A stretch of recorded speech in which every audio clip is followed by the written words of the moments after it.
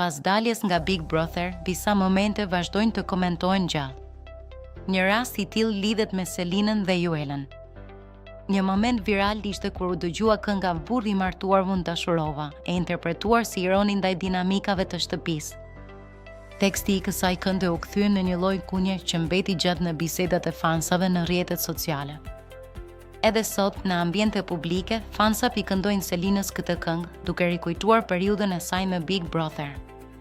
Juela dhe Selina mbeten pjesë e historive më të përfolura të sezonit, që fansat I konsiderojnë tashmë legjendare. Kjo tregon se si një moment I vogël spontan mund të kthehet në një simbol identifikues që mbetet gjatë në memorie. Përtej humorit, banorët përjetojnë emocione të forta në vëzhgimin e vazhdueshëm të kamerave 24 orë në bith. Ndikimi I këtyre momenteve televizive në kujtesën kolektive është I madh, duke krijuar lidhje të forta me publikun. Një histori që nisi në shtëpi dhe vazhdon në rrjet. Big Brother nuk mbaron asnjëherë plotësisht për fansat. Artisti Besart Kelmendi, I njohur si Gjesti, ka dhënë dëshminë e tij në gjykatë lidhur me incidentin në studion Honima. Ai deklaroi se veprimet I kreu në gjendje afekti dhe ankthi, duke u kërkuar falje gjykatës dhe palës së dëmtuar.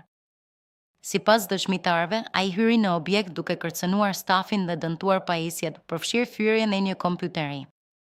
Gjatë arrestimit u sekuestrua një armë me 14 fishek. Gjesti dyshohet për kanosje, dëmtim pasurie dhe armëmbajtje pa leje. Shkaku I këtij reagimi të vëllënshëm dyshohet të jetë një mosmarrëveshje rreth një borxhi paraprak me pronarin e kompanisë. Pavarësisht mbrojtjes, gjykata e Prishtinës vendosi masën e paraburgimit për një muaj, deri më 9 prill 2026.